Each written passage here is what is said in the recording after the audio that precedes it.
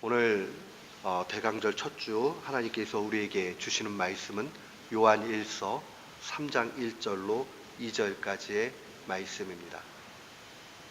요한 1서 3장 1절부터 2절 말씀.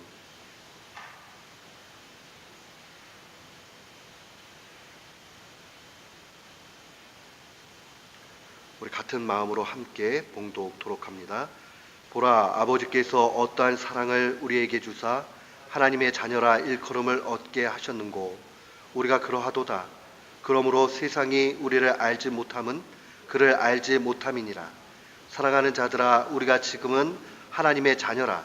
장래에 어떻게 될 것은 아직 나타나지 아니하였으나 그가 나타내심이 되면 우리가 그와 같을 줄을 아는 것은 그의 계신 그대로 볼 것을 인함이니. 아멘. 저는 오늘 본문 말씀을 통해서 소망 있는 사람은 정결하게 산다라는 제목으로 주의 말씀을 선포하도록 하겠습니다. 우리 보통 성탄에 앞서서 지키는 절기를 어드벤트, 한국말로는 대림절 또는 대강절이라고 이야기를 합니다. 대자는 기다린다 하는 의미고, 대림, 임재하신다, 오신다 그런 뜻을 가지고 있고, 또 하늘로부터 내려오시니까 내려오신다 해서 강림하신다 이런 말 옛날 어른들은 썼잖아요. 그래서 앞자들을 따서 대림절 또는 대강절이라고 얘기를 합니다. 이것은 아기 예수님으로 이 땅에 오신 예수 그리스도를 기대하는 것, 준비하는 것, 그러한 절기이고, 동시에 이제 다시 심판의 주님으로 이 땅에 언젠가는 오실 텐데 그 오시는 주님을 기억하고 묵상하는 그러한 절기입니다. 우리가 신앙생활을 하면서 특별히 두 가지의 신앙의 내용을 가지고 살아가야 됩니다. 첫 번째는 우리 부활신앙이라고 얘기하죠. 부활신앙은 어려운 일이 아니에요. 예수님께서 죽음에서 생명으로 옮겨졌다, 죽음의 권세를 완전히 다 이기셨다 하는 것을 우리가 입술로 고백하는 것뿐만 아니라 삶으로 살아내는 겁니다. 아니, 입술로 고백하고 인정하는 건 이해가 가지만 어떻게 삶으로 살아냅니까? 세상에 제일 어려운 일은 무엇이겠어요? 말을 안 듣는 자녀가 잘 듣게 되는 것도 쉬운 일은 아닐 거예요. 돈을 잘 못 버는 그런 형제 자매들이 돈을 많이 벌게 되는 것도 쉬운 일은 아닐 거예요. 그러나 그런 것들은 될 수 있는 가능성이 있죠. 근데 아예 가능성이 없고 가장 힘든 일은 뭐냐면 죽음에서 생명으로 옮겨지는 겁니다. 죽은 자가 살아나는 겁니다. 우리는 그것을 부활 이렇게 이야기합니다. 우리가 그리스도인 되었다라는 것은 부활신앙 가지고 살아가는 겁니다. 그래서 어려운 일 만나도요, 그때마다 묵상해야 돼요. 그래, 이거 어려운 일이야, 힘든 일이야, 불가능해. 그러나 괜찮아. 왜냐하면 우리 주 예수 그리스도께서 죽음에서 부활하셨는 줄을 믿습니다. 아멘. 정말 부활하셨기 때문에 그 믿음 가운데 언제나 어려움이 와도 흔들리지 않고 굳건한 마음 가운데 나아가는 거예요. 우리가 우리 내면을 보고 우리의 환경을 바라보고 이러면 소망이 안 생겨요. 야, 이것도 안 될 것 같고 저것도 안 될 것 같아요. 그러나 죽음에서 일어나신, 부활하신 예수 그리스도를 묵상하게 되면 그 부활의 역사가 곧 우리의 삶의 가장 기초가 될 줄을 확신합니다. 이 믿음, 부활 신앙이에요. 그래서 부활이 진짜 됐는지 안 됐는지는 모르겠고 이렇게 얘기하는 사람들에게는 능력과 은혜를 맛볼 수가 없어요. 그거 안 믿는데 어떻게 내 삶에 어려움이 해결이 되고 내가 죽었을 때에 천국으로 갈 수 있고 이거 어떻게 믿겠어요? 가능성이 없어요. 그러나 부활신앙 가지고 있는 사람, 부활의 능력을 신뢰하는 사람, 아무리 어려움을 당해도 결국 승리하게 될 줄을 확신합니다. 우리 그 믿음으로 살아가야 돼요. 오늘 특별히 저는 이 부활 신앙과 더불어서 정말 우리가 마음에 간직해야 되는 그 신앙 하나를 더 선포하고자 합니다. 바로 종말 신앙입니다. 오늘날에는 종말 이르면 너무나 혼탁한 시절에 대해서 시한부 종말론이 우리 먼저 머릿속에 떠올라요. 그리고 종말 이래버리면 왠지 우울해요. 그리고 종말 그러면 무언가 정말 우리를 소망 준다 이런 생각보다 좀 의심해야 되지 않을까 이런 생각으로 이끌어갑니다. 그러나 종말이라는 것은 굉장히 우리에게 소망을 줍니다. 제게 신학을 가르쳐 주셨던 선생님은 종말론 하지 맙시다 그러셨어요. 종말론 하면 끝날 종자에 끝말자니까 끝나는 것 같이 하니까 옛날 어른들은 내세라는 말을 많이 사용했습니다. 앞으로 온다, 올 내자에다가 세대를, 시간을 얘기하는 세대. 그래서 내세, 우리가 죽고 난 이후에 영원한 나라의 삶이 있잖아요. 제가 어느 순간부터는 내세 신앙 이렇게 하면 좀 익숙하지가 않으니까 종말 신앙 쓰지만은, 그러나 우리의 중심 가운데 내세, 장차 올 나라를 바라보고 사는 것은 큰 소망이다 하는 것을 생각합니다. 사랑하는 성도 여러분, 우리 모두는 주 안에서 내세에 대한 소망을 갖고 살아가는 귀한 교우들 되시기를 축원합니다. 아멘. 언젠가는 장차 올 그의 나라가 분명히 있습니다. 오늘 사랑의 사도 요한 사도가 그것에 대해서 증거합니다.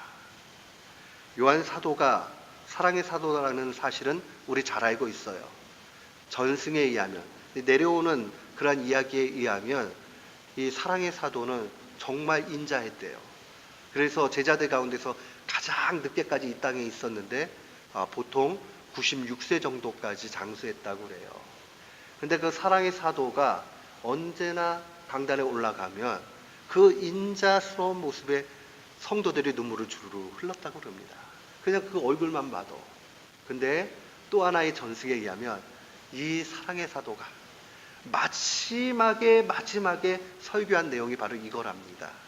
여러분 사랑하세요. 여러분 사랑하세요. 사랑하라라는 그 메시지 하나 가지고 얘기하고는 그의 생을 마쳤다 하는 얘기가 있습니다. 어찌되었던 사랑의 사도는 예수 그리스도께 엄청난 사랑을 받았을 뿐만 아니라 마지막까지 사랑을 실천했고 사랑을 선포했습니다. 오늘 그 메시지가 3장의 1절과 2절에도 증거됩니다. 보라, 아버지께서 성부께서 어떠한 사랑을 우리에게 주사 어떠한 사랑을 주셨습니까? 그 사랑을 한마디로 얘기하면 아들을 내어주시는 사랑입니다. 이거 우리가 가볍게 여겨서는 안 돼요. 그냥 생각하면 우리 너무 쉽게 아들을 주셨다 하는 얘기를 자꾸 듣다 보니까 그 감동이 자꾸 놓쳐져 버려요. 우리가 누구 조금 친한 사람이 와가지고 나 오늘 당신 위해서 이거 맛있는 음식 하나 준비했어. 와서 좀 같이 먹읍시다 해도 참 좋잖아요. 나를 위해 가지고 뭘 준비해 줬다 하는 것만 해도. 근데 그 정도가 아니잖아요. 내가 당신 위해서 돈 이렇게 많이 썼어. 이렇게 많이 해가지고 당신한테 줘. 그래도 감동인데 그 준다는 게 무엇이냐 하면 독생자의 생명. 독생자는 하나밖에 없는 게 독생자. 생명은 돌이킬 수 없는 것. 정말 값어치로 따질 수 없는 것. 가장 좋은 것. 그것을 성부께서 성자를 십자가에 달려 죽게 하시는 이를 통해서 우리에게 내어주셨다는 겁니다. 그 사랑으로 인해서 우리가 자녀되었다라고 증거됩니다. 그러니 얼마나 귀한지 몰라요. 사랑하는 성도 여러분, 세상 사람들이요, 세상 살면서 참 외롭다 느낄 때가 많습니다. 나를 사랑해주는 사람이 없어. 이렇게 사는 사람들이 많아요. 제가 아는 한 교수님은 아버님이 목사님이셨는데 일찍 하나님이 인도에 가셨어요. 인도에 가셔가지고 언제나 마음의 한켠이 텅 비어 있었어요. 그런데 결혼했어요. 장인어른이 계셔요. 그래서 이분이 마음속에 난 아버지가 안 계시니까 이분을 아버지로 생각하고 내가 잘해야 되겠다고 최선 다했어요. 근데 이 장인어른이 어찌 되었는지 마음이 열리지 않아요. 딸이 아까웠는지 어쨌는지 몰라도 그 사위의 그 사랑을 잘 몰라요. 마음이 정말 아파지고 힘들어지고 지쳐갑니다. 그렇잖아요. 믿음의 상황에서 정말 아버지가 일찍 돌아가셨으니까 하나님이 모셔갔으니 내게 결혼해서 새로운 아버지 주시는구나 생각했는데 그 아버지가 마음 안 열 때 얼마나 마음에 낙심이 됐겠습니까? 근데 마지막까지 해도 잘 안 돼요. 이분이 믿음이 좋은 교수님이에요. 이 교수님이 나는 평생의 마지막까지 하나님만을 아버지로 보게 만드시는구나 하고 영광 돌리는 것을 본 적이 있습니다. 사랑하는 성도 여러분, 우리가 사랑을 다 못 받는 것 같고 비참한 것 같고 이렇게 느껴져도 실상은 우리 모두가 하나님의 사랑만큼은 받고 있다는 사실 기억하기를 축원합니다. 하나님 사랑은 누구나 다 받아요. 내가 인지를 하느냐 못하느냐, 내가 그걸 깨닫느냐 못 깨닫느냐 이 차이지 하나님의 사랑은 다 있어요. 하다못해 불신자에게도 하나님의 사랑이 임합니다. 하늘의 해가 반짝반짝거리는 따뜻한 햇살이 믿는 사람에게는 쫙 조여주고 안 믿는 사람한테는 비켜갑니까? 아니잖아요. 그의 창조의 손길 가운데 모든 것이 사랑으로 일반 사람들에게도 나타납니다. 그런데 그 사람들 가운데서도 하나님께서 특별히 은혜를 내려주셔서 우리를 자녀로 삼기 위해서 그의 아들을 주셨다는 사실을 우리는 놓치지 말아야 됩니다. 그 사랑으로 우리를 이끄신 겁니다. 그래서 우리는 하나님의 자녀가 되었습니다. 우리가 그러하도다. 그러므로 세상이 우리를 알지 못함은 그를 알지 못함이니라. 세상 사람들은 예수 그리스도를 알지 못하니 결국 우리가 하나님의 자녀이라는 사실도 잘 모르는 거죠. 그러면서 2절에 이렇게 얘기합니다. 사랑하는 자들아, 우리가 지금 누구냐? 라고 얘기할 때 사랑하는 자들아, 우리가 지금은 하나님의 자녀라. 하나님의 자녀라. 우리가 하나님의 자녀라는 사실을 분명히 기억해야 됩니다. 장래에 어떻게 될 것은 아직 나타나지 아니하였으나 그가 나타나심이 되면, 예수 그리스도가 다시 이 땅 가운데 오게 되면 우리가 그와 같을 줄을 아는 것은 그의 계신 그대로 볼 것이기 때문이다 라고 증거합니다. 예수 그리스도가 이 땅 가운데 오면 우리가 그 심판하시는 예수 그리스도를 대면하고 보게 될 것입니다. 죽은 영혼들도 다 주님이 심판하실 때는 무덤에서 다 일어나 다 우리가 깨어나서 주의 얼굴을 보게 될 것입니다. 살아있는 사람은 살아있는 상태로 주님을 또 만나고 보게 될 것입니다. 마지막 광경, 성경이 우리에게 알려주는 겁니다. 그러면 우리가 이 땅 가운데 앞으로 될 일이니까 지금 모르겠다 하면 안 됩니다. 앞으로 될 일을 확실히 믿는 사람은 소망 가운데 바로 이 내세 신앙 가지고 살아가야 됩니다. 그 내세 신앙 가지고 살아가야 되는 두 가지 요소가 있는데, 첫 번째는 반드시 예수 그리스도께서 이 땅에 오신다 하는 것을 문자 그대로 믿어야 됩니다. 죽으면 끝이야. 그거 새빨간 거짓말입니다. 사탄이 야 죽으면 다 끝내버리지, 끝이지, 그거 믿으면 안 돼요. 우리가 소망이 없게 되면 자꾸 쉬운 것을 선택해 가려고 합니다. 제가 병 중에서 이 정신병이 생기셔가지고 스스로 목숨을 끊는 분들이나 이런 분들을 폄하해서 얘기 드리는 것 아니에요. 우리가 소망이 없게 되면, 참된 소망이 없게 되면 자꾸 우리도 쉬운 것을 선택하고 가려고 합니다. 그 중에 하나가 뭐냐면, 야, 이 지긋지긋한 세상 진짜 못 살겠다 이러고 제일 쉬운 거 선택해 버리려고 하는 거예요. 그것도 쉬운 일은 아니지만 그러나 바른 일이 아니다라는 것은 확실합니다. 그렇게 가면 지옥 가느냐 천국 가느냐 그 논쟁이 지금 중요한 것이 아니라 우리가 다음 생애에 대한 것은 예수 그리스도께서 이 땅에 다시 오셔서 심판한 이후에 그런 영원한 삶이 있다는 것을 기억해야 됩니다. 신자는 천국으로 갈 것이요 불신자는 지옥불에 떨어지게 됩니다. 그 세상에 분명히 있습니다. 그렇기 때문에 우리는 이 땅 가운데 참된 소망 가지고 살아가야 됩니다. 그래서 첫 번째로 기억해야 되는 거, 우리가 죽는다고 끝나는 것이 아니라 죽음 이후에 영원한 그러한 삶이 있다는 것을 믿어야 됩니다. 우리 모두는 그 사실을 믿는 귀한 교우들 되시기를 축원합니다. 아멘. 그렇기 때문에 이 땅의 삶이 귀합니다. 그 영원한 나라의 소망을 가지고 있는 사람 어떻게 살아야 되느냐? 오늘 본문의 3절 말씀을 한번 보십시오. 3절 말씀 보면 이렇게 증거되어 있어요. 주를 향하여 이 소망, 종말의 소망, 내세의 소망이에요. 이 소망을 가진 자마다 그의 깨끗하심과 같이, 예수 그리스도께서 깨끗하심과 같이 자기를 깨끗하게 하느니라. 그러니까 진짜 소망이 있는 사람은 소망 가운데 막 사는 것이 아니라 정결하게 살아간다 하는 것을 증거합니다. 우리는 정결하게 살고자 주 앞에 드려져야 됩니다. 죽음이 가까우면 가까울수록, 내 생애에 남은 시간이 적으면 적을수록 우리가 하나님 앞에 드려야 되는 그 삶의 예배는 정결함입니다. 이 정결함은 두 가지 단계를 꼭 가져야 돼요. 첫 번째는 오직 예수 그리스도의 피 공로, 십자가만이, 예수 그리스도의 보혈만이 우리를 깨끗하게 한다 하는 것을 알아야 됩니다.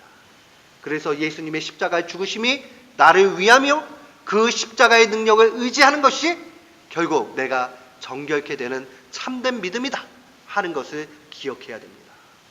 그러면 이 믿음만 있으면 되느냐? 그 믿음이 삶 속에 열매로 드러나야 됩니다. 그 열매가 정결의 열매로 가는 거예요. 예수 그리스도께서 깨끗하심과 같이 우리가 이 땅 가운데 깨끗이 살아가야 됩니다. 우리가 부분적이지만 얼굴과 얼굴을 맞대는 것 같이 확연히 볼 수 있는 것 아니지만 이 땅 가운데서도 주님 볼 수 있습니다. 주님 마태복음 5장 8절에 마음이 청결한 자, 깨끗한 사람은 뭐라고 얘기해요? 하나님을 본다. 우리가 예수 그리스도의 피공로를 통해서 깨끗하게 되어짐을 믿고 우리가 정결한 삶 가운데 살아가게 될 때에 우리는 하나님을 보게 됩니다. 이거를 그냥 전설 속 얘기같이 생각하면 안 됩니다. 이게 신앙의 실제입니다. 우리는 정말 주님을 그렇게 믿고 경험하고 살 수 있습니다. 참된 소망이 있는 사람, 정결하게 산다는 것을 놓치지 마십시오. 정결함이 있는 사람, 하나님께서 그의 능력을 보여주십니다.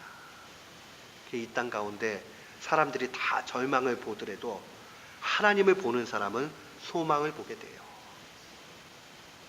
우리가 깨끗하게 노력을 하면 그것이 공덕이 돼가지고, 그게 공로가 돼가지고 천국 들어간다는 뜻이 아니에요. 예수 그리스도의 십자가의 공로로 좋게요. 그러나 우리가 그 피 공로가 우리의 것이 돼서 삶의 열매로 나타나게 될 때에 이 땅의 삶이 복되게 됩니다. 그리고 그 가운데 하나님을 자꾸 가까이 보게 됩니다. 얼마나 좋아요, 그렇게 하면. 그러니 오늘 우리는 결단해야 되겠습니다. 야, 나는 소망이 있는 사람이구나. 예수 그리스도께서 나를 위해 죽으셨으니 나는 소망이 있구나. 아, 소망이 있는 사람은 어떻게 살아야 되지? 그렇지, 우리 주님이 깨끗하심과 같이 나도 이 땅 가운데 깨끗이 살아야 되겠구나.